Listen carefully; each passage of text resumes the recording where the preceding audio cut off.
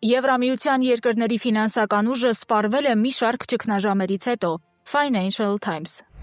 Times-ը հաղորդում է, որ ԵՄ անդամ երկրները գրեթե չունեն ֆինանսական ուժ, մեղմելու մի շարք ճգնաժամերից հետո առկա խնդիրների ազդեցությունը։ Թերթը նշում է, որ Իրանի դեմ ԱՄՆ-ի եւ Իսրայելի գործողությունների ֆոնին էներգակիրների գների կտրուկ աճը վերջին 6 տարիների ընթացքում ԵՄ տնտեսության համար երրորդ ճգնաժամն է COVID-19 համավարակից եւ Ուկրաինայում հակամարտության պատճառով առաջացած 2022 թվականի էներգետիկ ճգնաժամից հետո։ Արդյունքում Եվրամիությունում պետական պարտքի ընդհանուր մակարդակը 2019-ին հնայի 77.8%-ից աճել է մինչև 82.1% նախորդ տարվա վերջին եռամսյակում։ Բրիտանական բիզնես պարբերականը հաղորդում է նաև, որ ԵՄ անդամ երկրները ի վիճակի չեն մեղմելու մի շարք ճգնաժամերից հետո առկա խնդիրների ազդեցությունը, որոնց միությունը վերջին մի քանի տարիների ընթացքում բախվել է։ Ապրիլի 23-ին ԵՄ առաջնորդները մեկնել են Կիպրոս մասնակցելու մի շարք մարտահրավերների լուծմանը միտված գագաթնաժողովին, որտեղ էներգակիրների գների կտրուկ աճը քննարկման հիմնական թեմաներից է։ Մերձավոր Արևելքում հակամարտությունը նաև ստեղծել է կարևորագույն ապրանքների, այդ թվում ավիացիոն վառելիքի պակասի սպառնալիք եւ երկարաժամկետ վնաս հասցրել Պարսից ծոցի արտադրական հզորություններին։ Հոդվածում նշվում է, որ Եվրոպան մեծապես կախված է բրածո վառելիքի ներմուծումից։ Եվրամիության երկրները շատ քիչ ֆինանսական միջոցներ ունեն վերջին խնդիրները մեղմելու համար, եւ Եվրահանձնաժողովը հասկանում է այնպիսի իմպուլսիվ միջոցներ ձեռնարկելու խնդիր, ինչպիսիք են վառելիքի գների սուբսիդավորման համար պետական միջոցների հատկացումը։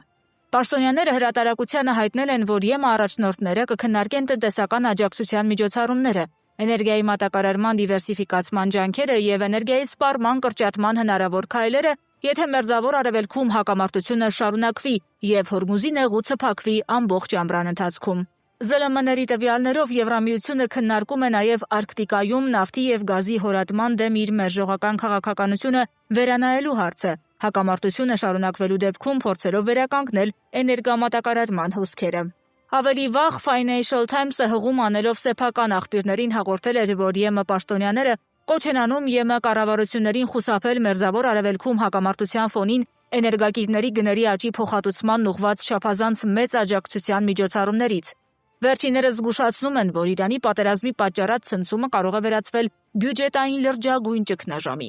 Էներգետիկայի հարցերով եվրահանձնակատար Դան Յորգենսենը նույնպես հաստատել է, որ մեկ տնտեսական ոլորտում տեղի ունեցող միջադեպը կարող է տարածվել ամբողջ եվրոպական հասարակության վրա։ Հրատարակության համաձայն ԵՄ պաշտոնյաները ցանկանում են կանխել 6 տարվա ընթացքում երրորդ տնտեսական ճգնաժամի ռիսկը։ Սլովակիայի վարչապետ Ռոբերտ Ֆիցոն էլ վերջերս հայտարարել է, որ Եվրամիությունը եւ Եվրահանձնաժողովը սկսում են նմանվել ինքնասպան նավերի, երբ խոսքը վերաբերում է էներգետիկ անվտանգությանը։ Նա նաև կոչ է արել Եվրամիությանը եւ Եվրահանձնաժողովին անհապաղ վերսկսել երկխոսությունը Ռուսաստանի հետ եւ ստեղծել քաղաքական միջավայր, որը թույլ կտա ԵՄ առանձին երկրներին համալրել իրենց նավթի եւ գազի պաշարները։ Մի քանի երկրներ, այդ թվում Իտալիան, Լեհաստանը եւ Իսպանիան արդեն իջեցրել են վառելիքի հարկերը, մինչդեռ մյուսները կոչ են արել մեղմացնել ԵՄ պետական օգնության կանոնները։ Financial Times-ը հաղորդում է, որ Իրանի վրա ԱՄՆ-ի հարվածները հանգեցրել են նավթի եւ գազի գների մոտ 60%-ով աճի Եվրոպայում